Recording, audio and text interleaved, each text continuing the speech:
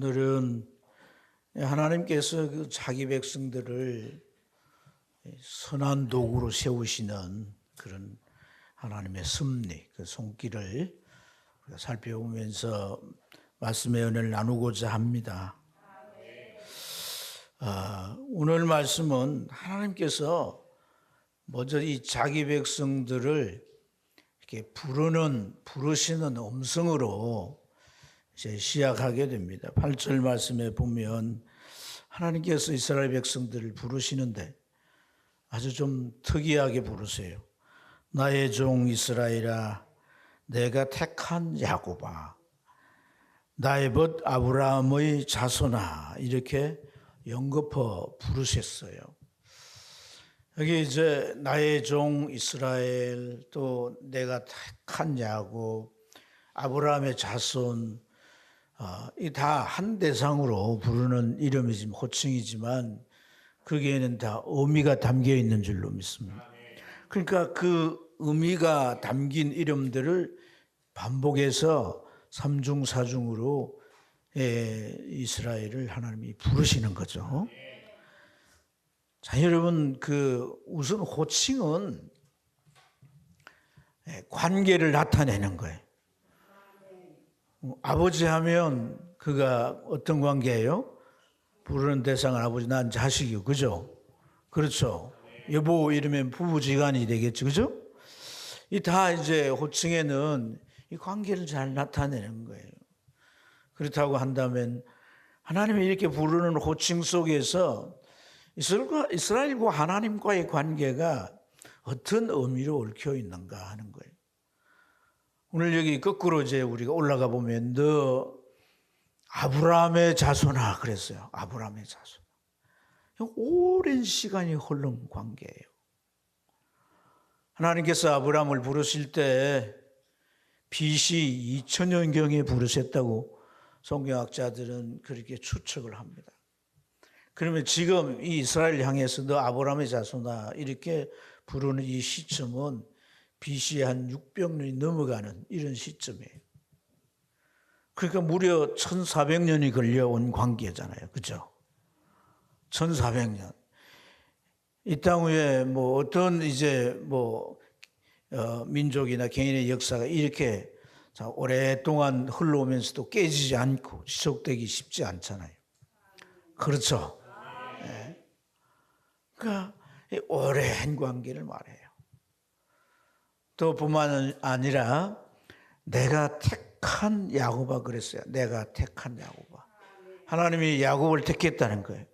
이삭에게 두 아들이 있었어요. 하나는 에서고 하나는 야곱이에요. 장자가 에서잖아요. 그런데 하나님이 그렇게 성경에 표현해요. 에서는 내가 미워하고 야곱은 사랑했다. 하나님께서 야곱이 자기에게 특별했던 거죠. 야곱이 살아가는 모습이 하나님 마음에 들고 좋아.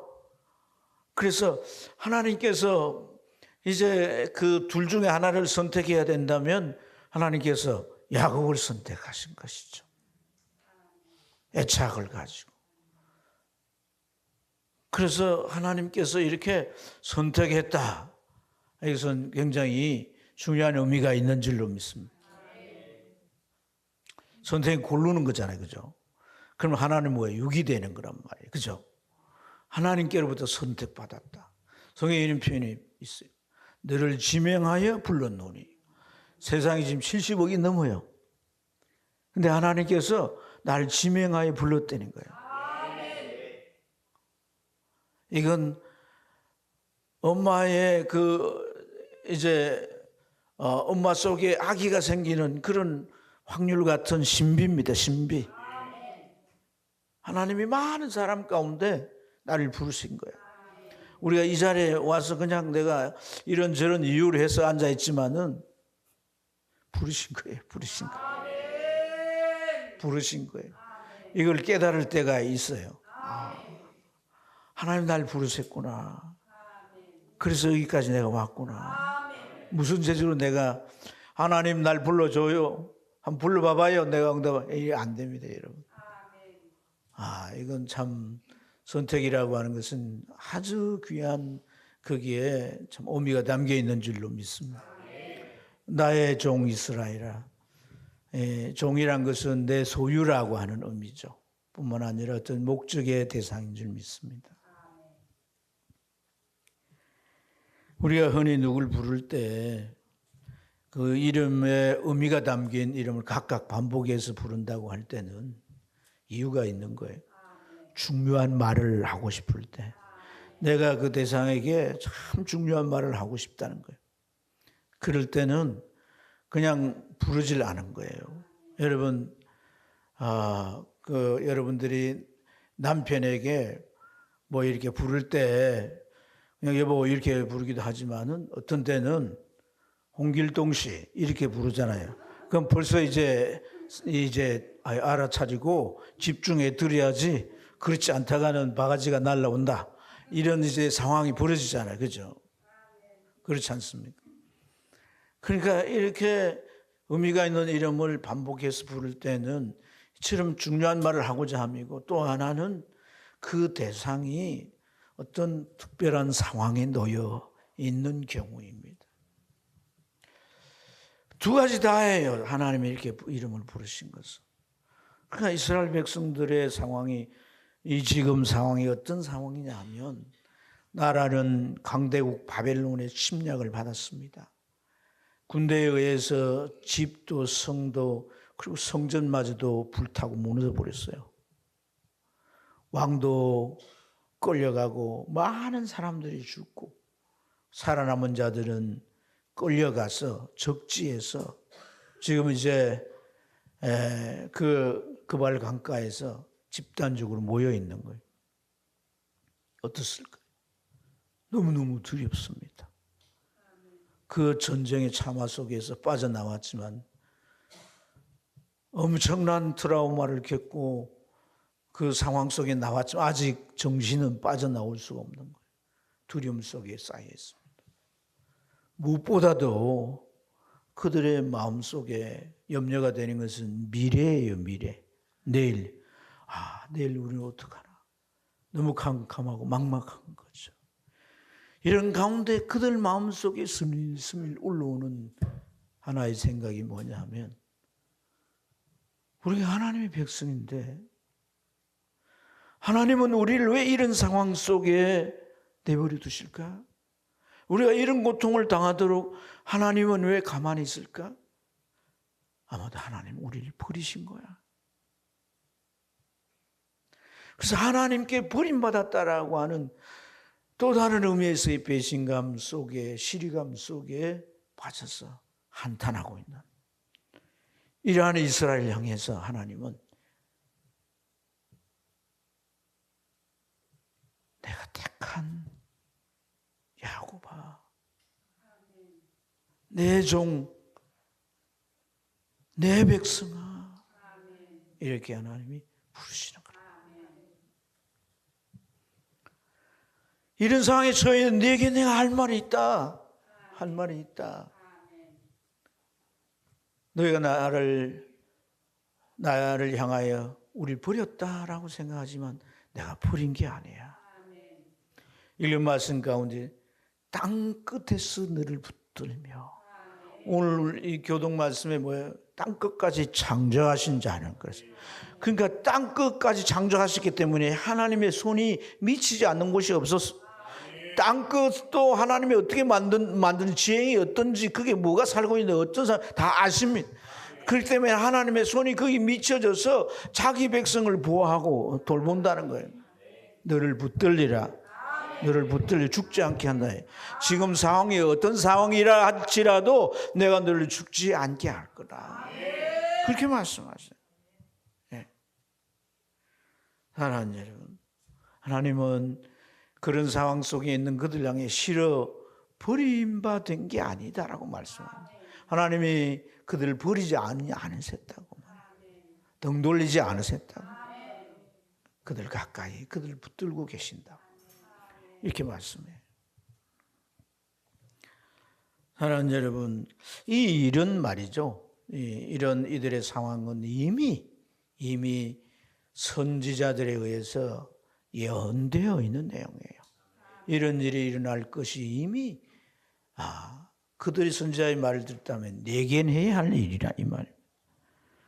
그들 조상과 자신들이 끊임없이 버리지 못하는 우상 숭배.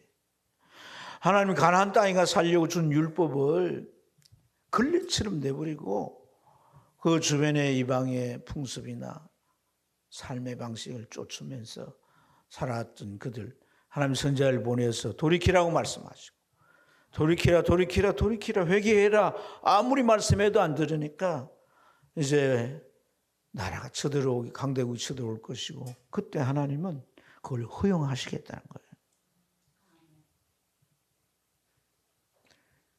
하나님이 이걸 이제 정확하게 말씀하시고 그리고 버리는 게 아니라 그곳에 얼마 동안 있다가 너희를 다시 귀환토록 하겠다고 말씀하신 것인 줄로 믿습니다. 그런데 지금 이런 상황에 처해져 있으니까 과거에 조상 대대로 자기들 자신들이 지어온 우상 숭배나 죄나 이런 것은 까무득이 잊어버리고 하나님이 도와주시지 않는 것만 원망스럽고 하나님께서 자기들을 버리셨다고 생각하면서 이들이 한탄하는 거예요. 왜 우리 하나님이 이렇게 우리에게 대하시는가 이해할 수 없다는. 그래서 사랑하는 여러분, 오늘 이러한 이스라엘의 모습을 보면서 우리는 어떤 생각을 하게 됩니까? 우리가 하나님을 대하는 방식이 하나님에 대하여 우리가 생각하는 우리의 마음가짐이 때로는 이렇다는 거예요. 하는 일이 잘 되고 모든 것이 술술 잘 풀리고 그야말로 내 삶이 내가 바라고 원하는 대로 촉촉촉 이루어지는 거예요. 그럼 우리 마음에 하나님이 나와 함께 하시네? 그렇게 느낀다. 근데 그 반대로 오늘 여기저기 문제가 생기고 그 문제가 해결되지 않으면서 어려워지고 사람들은 등 돌리고 떠나가고 그 문제가 나를 그냥 압사하듯 눌리고 그래서 너무 힘들고 어려우면 하나님이 날 잊으셨거나 내 기도를 거절하시거나 날 버리셨어. 그런 생각을 하기가 쉽다는 거예요.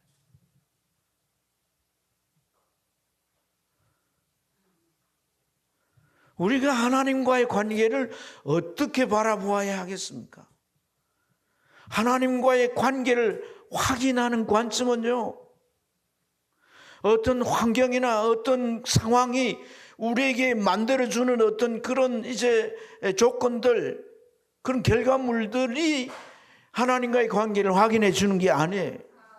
하나님과 나와의 관계를 확인해 주는 것은 언약이라고 하는 것입니다.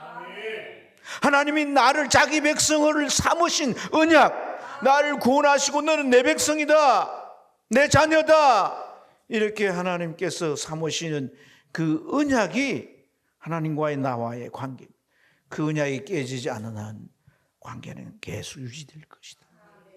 땅끝에 가 있다 할지라도 하나님은 거기 계셔서 나를 살피시고 두시며 내가 나아가야 할 길을 모색하시고 인도하신다는 거예요. 이 언약은 나와 하나님과의 관계를 체결하고 그 관계를 어떤 상황 속에서도 유지해 가도록 하는 것이 바로 언약인 줄로 믿습니다. 나이봇 아브라함의 자손아, 그들의 선조지자, 시조잖아요, 시조.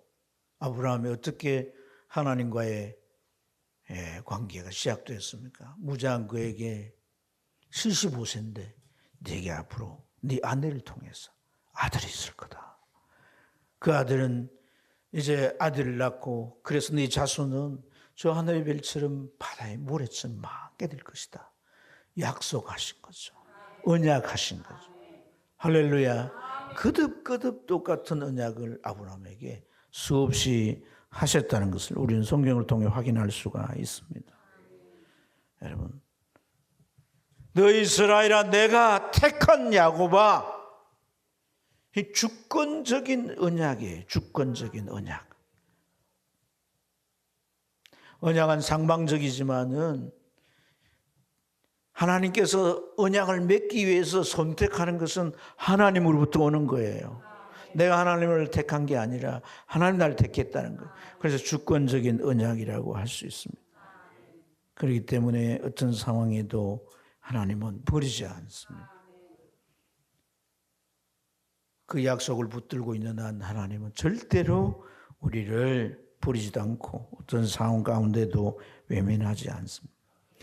그렇다면 여러분, 이 상황, 이 이스라엘 백성들이 지금 처절하게 겪고 있는 이 상황의 의의가 뭐냐는 거예요. 왜 하나님은 이런 상황 속에 이들을 던지시느냐 이 말이죠. 참혹한 전쟁의 고통 속에서 그나마 유지해온 믿음마저도 흔들리고 낙심의 수렁으로 빠져가는 이런 상황 속에 하나님께서 그들을 이렇게 두셨다는 것. 이것이 무엇이냐는 거예요. 무엇이냐. 이걸 우리가 알아야 된단 말이에요. 아멘입니까? 11절과 12절이 바로 이제 먼저 우리가 생각할 부분인데요. 11절과 12절에 보면 보라 내게 노하던 자들이 숙지와 복을 당할 것이요 너와 다투던 자들이 아무것도 아닌 것 같이 될 것이며 멸망할 것이라. 내가 찾아도 너와 싸우던 자들을 만나지 못할 것이요 너를 치는 자들이 아무것도 아닌 것 같이 허무한 것 같이 되리니라고 하셨어요. 내게 노하던 자들, 너와 다투던 자들, 너를 치던 자들이 누구예요? 쳐들어왔던 바벨론인 거예요. 바벨론. 이게 얘들의 상황이란 거예요. 상황. 아멘. 극도의 두려움을 조장하는 그들, 마치 먹이를 향하여 입을 벌린 사자처럼 달라들었던 그들이에요. 이러한 이 두려움의 초조에 불안감에 들들들 떨고 있을 수밖에 없는 이런 상황을 몰아넣었던 이들이 다 어떻게 된다는 거예요? 수치와 욕을 당하고 그들이 아무것도 아닌 것처럼 되어서 사라질 것이다. 환경과 상황은 지나가는 거예요. 우리가 살아가면서 어떤 특별한 상황을 겪어요. 근데 우리의 경험을 미뤄보면 지나가더란 거예요. 계속 그 상황에 몰려있으면 다 여러분 이 자리에 없어요. 무덤 속에 들어가 있지. 그렇지 않습니까? 그 상황이 나를 묻어버리든지 내가 스스로 땅속으로 들어가든지 둘 중에 하나. 여기 앉아있을 사람 없어요. 걸어다닐 사람 없어요. 상황은 지나간다는 거예요. 여러분, 내가 직면했던 상황이 어떤 특별하다면 그것은 어떤 목적을 가지고 있다는 얘기예요. 그러나 지나간다는 거예요. 그렇다면 그 어떤 목적이 무엇일까요? 그것은 상황으로부터 오는 것입니다. 여러분, 그 상황으로부터 오는 그것을 통해서 하나님이 행하시는 것이 있는데 그게 뭐냐 하면 하나님은 나를 조각하신다는 거예요. 원석을 덮고 망치와 정으로 깨는 거예요. 깨니까 내 얼굴이 나와, 머리통이 나와, 눈도 나오고 다 나와, 몸이 나와. 데이비드 동상이 되는 거예요. 비느하스 동상이 되는 거예요. 물론 몸매가 그렇다는 건 아니지만 하여튼 작품이 나오는 거죠. 작품이. 할렐루야. 뭘로 하나님이 어떤 정으로 그것을 깨느냐. 그게 바로 고통이란 거예요. 고통. 근데 그 고통이 하나님이 나를 유익하게 만드시는. 인간은 그런 상황 속에 뭐만 딱 보느냐면 고통을 보는 거예요. 오늘 이스라엘 백성들처럼 우상숭배하고 온갖 죄지었던 거 생각 안 하는 거예요. 그걸 생각하면 얼마나 좋겠습니까? 회개하고 눈물바다가 됐겠죠. 그죠? 그게 미스바 광장이 안 됐겠습니까? 그 발 강가에서 하나님 회개하며 손들고 하나님 우리가 이 죄값 감당하셔서 이렇게 나갈 건데 벌벌 떨고 두려움에 쌓여서 하나님 있니 없니 버렸니 하면서 한탄하는 것.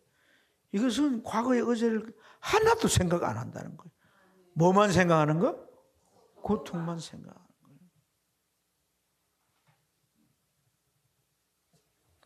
인간 고통을 먼저 보기 때문에 못 견뎌하고 어쨌든 그걸 피하려 합니다. 고통이 오면 머리를 절레절레 흔들면서 싫어합니다.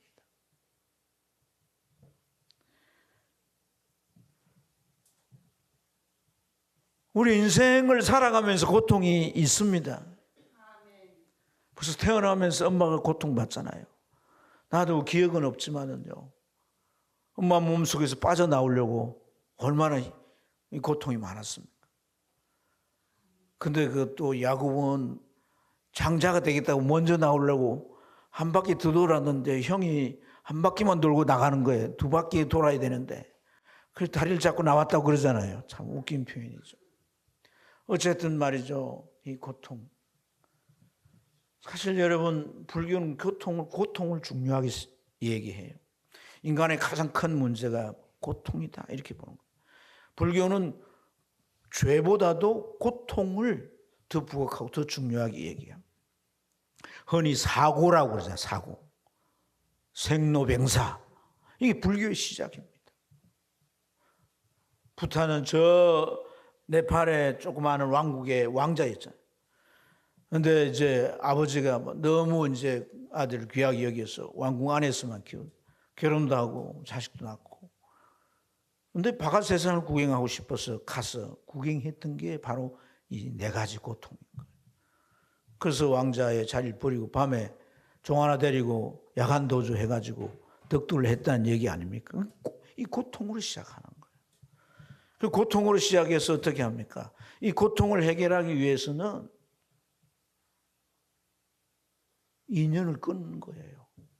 인연을 끊고 어디로 가는 거예요? 속세를 떠나 산으로 올라가는 거예요. 고통이 어디로부터 오는 거예요? 다 이 인연으로부터 오는 거예요. 자식을 낳고 아이고 내 새끼 가족들이 와 막 축하를 해주는데 나중에 조금씩 커가면 이게 왼수인지 내 자식인지 몰라. 다 크면 이게 자식일 것 같아요? 그렇지 않습니다. 이 인연 속에서 가까울수록 우리 인생으로 하여금 더 많은 고통을 맛보게 하고 그 쓰라림을 맛보게 하는 거예요. 그래서 인연을 끊어버린다? 그리고 속세를 떠나 산으로 간다? 그게 해일책이겠습니까? 산을 갔더니 절을 짓고 사는데 그게 또 스님들이 몰려와가지고 같이 살면서 또 막 서로 갈등하고 주지스님 되려고 싸우고 교회나 절이나 다 참 인간이 모인 곳에는 고통을 벗어날 수가 없다. 본질이 뭐예요? 죄입니다. 죄. 하나님의 방식은 뭡니까? 죄로 인해서 고통이 오죠. 죄 결과가 고통이니까. 그러나 하나님은 언약의 줄로 우리를 독려매세요. 할렐루야. 하나님 공의로우시니까 제 결과의 자리에 우리를 이제 우리가 갈 수밖에 없어. 가지만은 하나님은 이 언약의 줄로 딱 독려매서 우리를 버리지 않습니다. 그리고 그 고통을 통해서 우리를 빚어가시는 일을 하신다는 그 마치 말이죠. 그 진주조개 안에 진주가 어떻게 생깁니까? 모래가 입을 벌렸더니 큰 모래가 하나 들어와 버렸어요. 근데 이게 점점 살 속에 들어가더니 빠져나오지 않는 거예요. 그 모래가 이제 자꾸 이제 그 몸을 찔러대니까 살갗을 찔러대니까 너무 아파요. 그래서 그 체내 깊은 곳에서 진액을 내가지고 그 모래를 감싸고 녹입니다. 그 일을 한 번 하고 반복하고 계속 하는데 그 고통이 안에 있지만은 조개 껍데기가 그를 다 감싸가지고 아무리 파도가 쳐도 깨지지 않는 거예요. 고기들이 잡아먹으려고 와도 딱 입을 닫아버리면 고기 잡아먹을 수가 없어. 그래서 시간이 지나면 그 속에 영롱한 빛을 내는 진주가 만들어지는 거예요. 모래는 다 녹아버리고 그 진액 속에서 나온 것들이 아름다운 진주가 되는 것인 줄 믿습니다. 하나님은 공의로우신 분이기도 하지만 하나님은 사랑의 하나님이시니까 약속한 그 언약으로 우리를 보호하시며 지키시고 어딜 가든지 함께 하시며 우리가 지은 죄로 인하여서 그 죄를 또 지을 수밖에 없는 나이기 때문에 고난의 자리에 보내시고 붙드셔서 그 고난의 고통으로 하나하나 깨트려 가셨어요. 우리로 하여금 진주같이 빛나는 존재로 세워가시는 줄로 믿습니다. 어떤 자매가 몹시 힘든 생활을 했어요. 이 자매가 신앙을 가졌기 때문에 참 감당을 해오긴 하는데 그게 너무 힘든 거야. 그럼 어떻게 해요? 기도하잖아요. 그죠? 그래서 기도를 이제 해요. 하나님 너무 힘들어요. 죽을 것 같이 힘들어요. 계속 기도를 하니까 그날 꿈에 예수님이 그 앞에 나타나신 거예요. 예수님이 나타났는데 자기가 보니까 긴 십자가를 지고 질질 끌고 가고 있는 거예요. 근데 예수님이 딱 앞에 나타나니까 옳다구나 싶어가지고 예수님 보고 뭐라고 했냐면 예수님 전직이 목수였지 않습니까? 이 십자가 좀 잘라주세요. 막 이렇게 요청을 하니까 예수님 어이가 없다는 뜻이 보고 웃으시더니 그래 그럼 잘라줘야지. 좀 잘라줬어요. 그래도 어려울 때 또 막 예수님에게 막 그렇게 기도를 하고 이러니까 예수님이 또 잘라주고 이래서 3번이나 잘랐어요. 그러다 보니까 요단강 앞에 이제 저 멀리 요단강이 보여. 근데 사람들이 막 앞서가는데 길다란 십자가를 지고 앞서가요.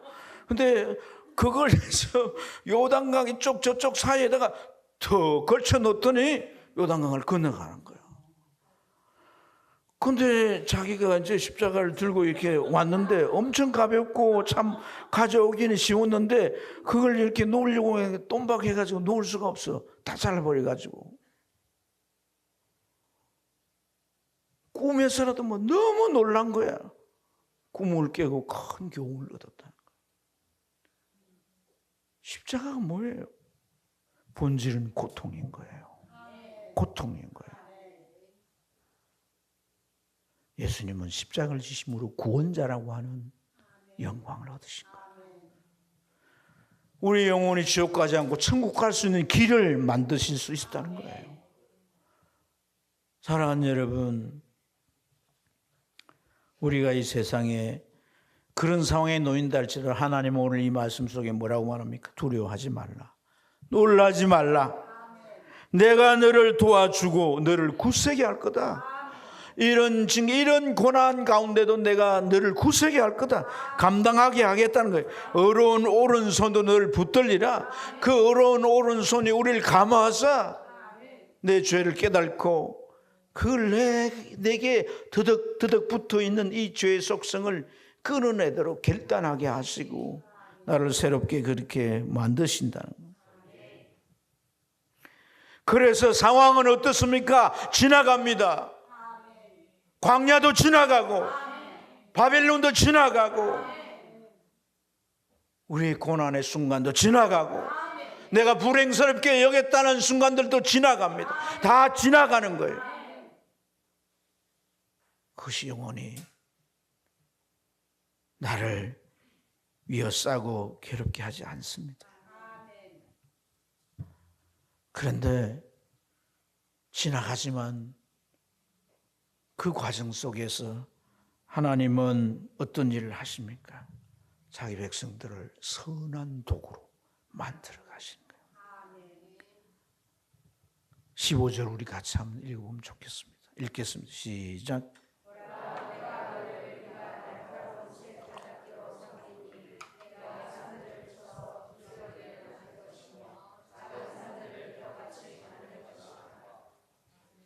할렐루야.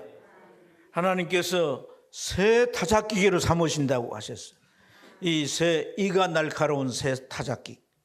이 새 타작기는 오늘 이 말씀에는 심판의 도구로 표현되지만은 실제로는 복음의 도구인 거예요.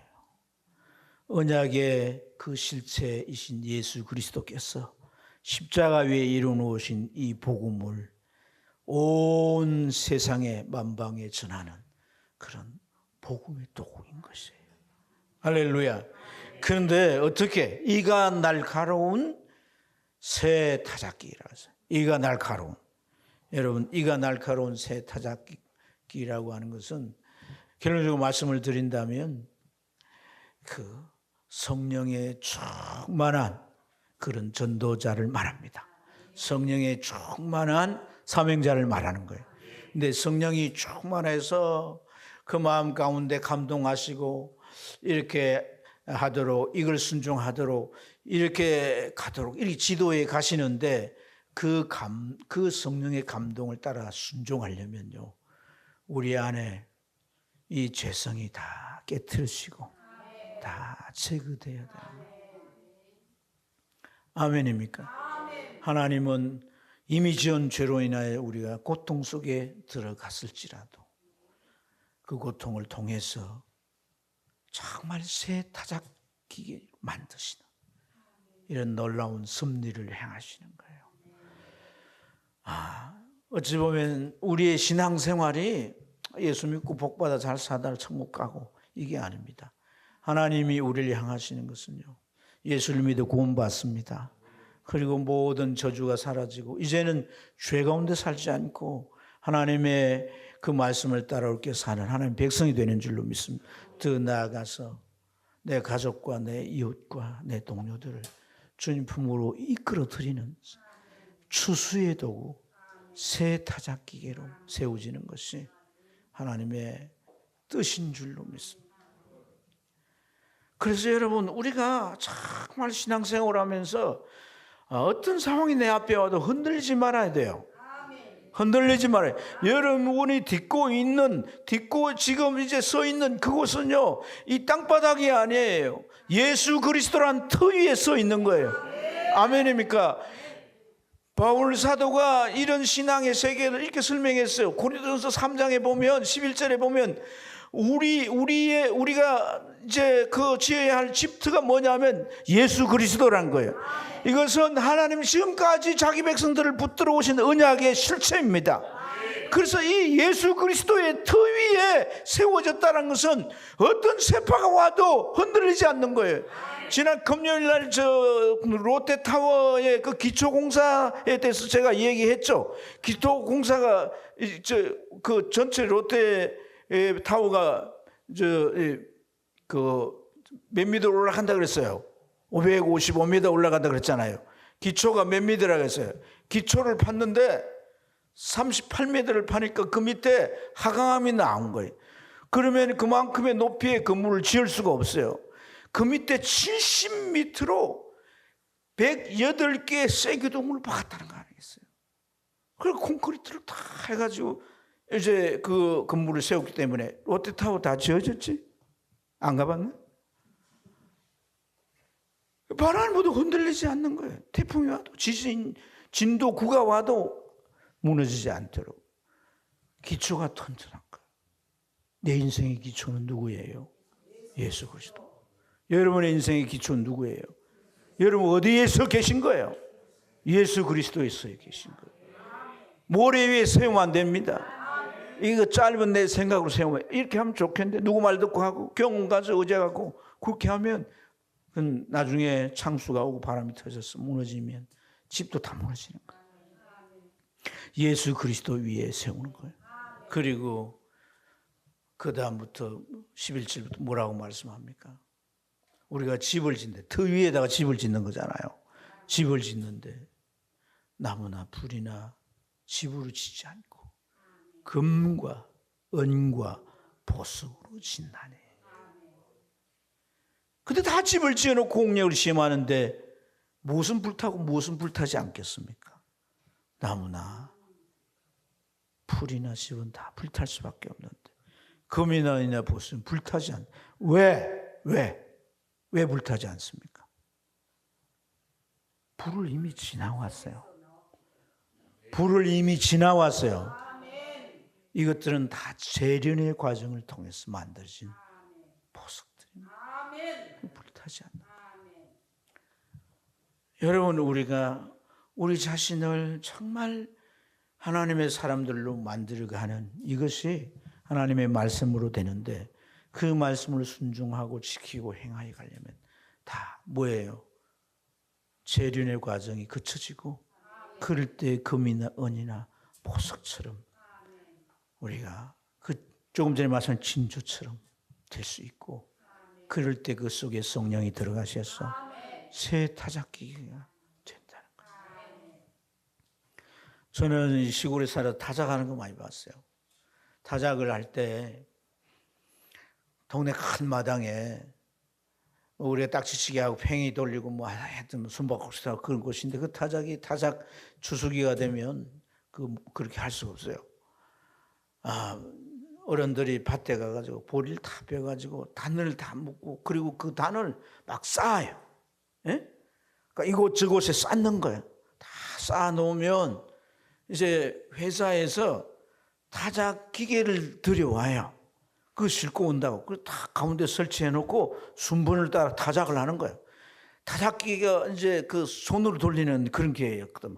손을 힘껏 힘센 사람이 돌리고 뭘 이렇게 노즐을 탁 당기면 탁탁탁탁 하면서 이제 타작 기계가 막 이제 걸리는데, 동네가 시끄러워요. 막 온 동네가.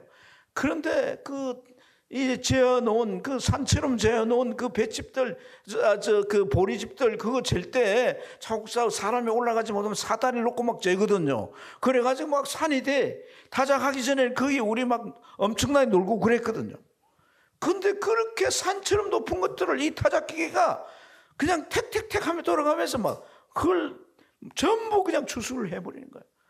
주인들은 뭐냐, 뭐 자루 들고 가 받아요. 받아가지고 막 놓고 리까지 싣고 자기 창고에 열심히 갖다 재기 시작합니다. 그 타작기계 주인은요, 새 타작기계를 가져와가지고 막 돌려대는데요, 마당에 가득 찼던 그 이제 추수물이 다 타작이 되고 없는 거예요. 내가 너를 새 타작기구로 삼으리니 큰 산과 작은 산이 다 부스러지고 먼지같이 될 것이다. 이렇게 말씀합니다. 사랑하는 여러분, 삶이 힘들고 참 어렵게 느껴지는 고난이 오면 우리가 참 작아져요. 내가 너무 작아져요. 그래서 14절에 보세요. 이 버릇 같은 야곱아, 너 이스라엘 사람들아 이랬는데, 그게 오 윈 제이콥 리틀 이스라엘이라는 이런 표현이에요. 그러니까 뭐냐면 그 작은 이스라엘, 여기 빠져 있는데 작은 이스라엘인 거예요. 우리가 삶에 뭐 어려움이 찾아오면 정말 작아지잖아요. 보잘것없잖아요.